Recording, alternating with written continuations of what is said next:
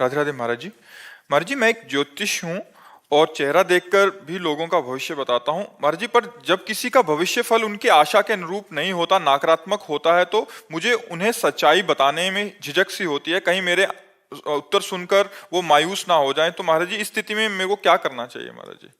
वैसे हमें ऐसा लगता है अपने भविष्य की जानकारी नहीं करनी चाहिए। आपका कार्य है इसलिए आप करेंगे, आपके पास लोग आएंगे, लेकिन हमसे प्रश्न किया है तो हम इसलिए कहते हैं कि भविष्य को सुधारने के लिए हम प्रयास आज नाम जप करें, सत्शास्त्रों का स्वाध्याय करें, तीर्थयाटन करें, दान पुण्य करें, दूसरों का उपकार करें, तो हमारा भविष्य अच्छा होगा, अपने आप अच्छा होगा। जब हम भगवान का नाम जप करेंगे, जैसे हमारे भविष्य में बुरी बातें आनी हैं, वो हमारे पूर्व पाप कर्म के अनुसार जो हमारे भाग्य में लिखा है उसी के अनुसार आती है।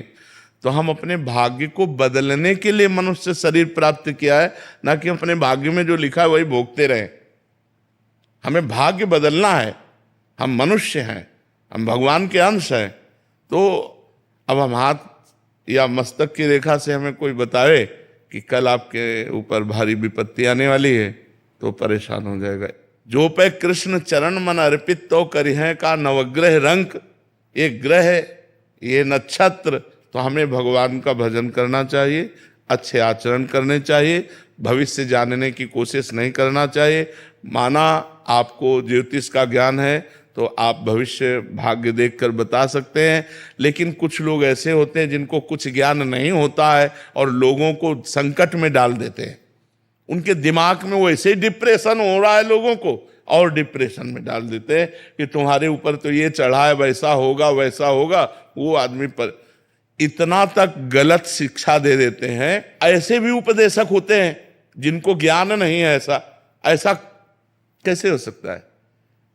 इस तरह के व्यवहार हमें लगता है कि ज्योतिषाचार्य या शास्त्रज्ञ, ज्योतिष शास्त्र है हमारा, लेकिन हम कह रहे हैं हम कल की समस्या को क्यों देखें। आज हम नाम जप करेंगे जिससे सारी समस्याएं खत्म हो जाए। मंगल भवन अमंगलहारी, उमा सहित जय जपत पुरारी। भगवान शंकर जिनका नाम जप करते, उन भगवान श्री हरि का नाम जप करें, उसी से मंगल हो जाएगा।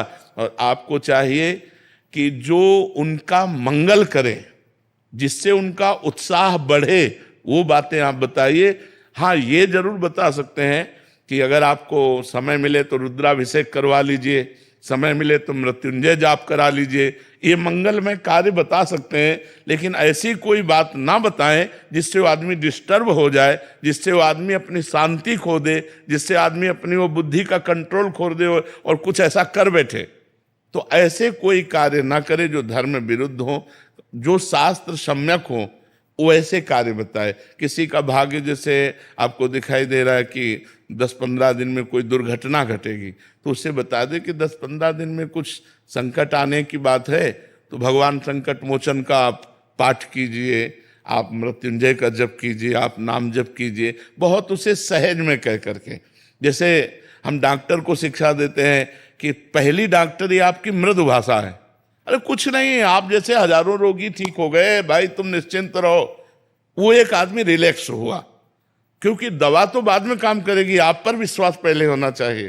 तो ऐसे ही आप उसको रिलैक्स वाली बात तो बता दीजिए, और जिसमें डिस्टर्ब होना है उसको छुपाकर उसका उपाय बता दीजिए कि हो सके तो आप ऐसा कर लीजिए, हो सके तो आप, जो आपको जानकारी है। तो मुझे लगता है कि हम समाज को डिस्टर्ब ना करें, क्योंकि ऐसे जैसे मान लो आप मुस्कुरा रहे हो, अभी कहें आप इनका भाग्य, अभी बता दें कि परसों घटना घटेगी, पता नहीं घटना घटेगी कि नहीं घटेगी, लेकिन तुम आज से कहला, आज से घटना में जी एक आए थे, कह रहे वो पंडित जी ने बता दिया कि मतलब ये मेरे बेटे की अल्प आयु है, कह रहे तब से मेरा इतना हो गई हूँ डिस्टर्ब।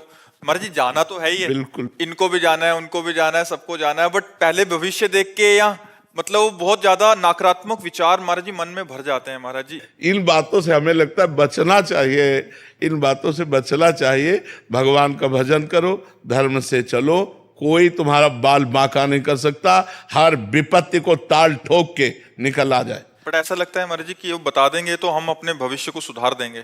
क्या सुधार लेंगे? भाग्य का परिवर्तन वशिष्ठ जैसे महापुरुष, वशिष्ठ जैसे महापुरुष भरत जी से कह रहे, सुनो भरत भावी प्रबल, बिलख कहो मुनिनाथ, हान लाभ जीवन मरण, जस अपजस विधि हाथ।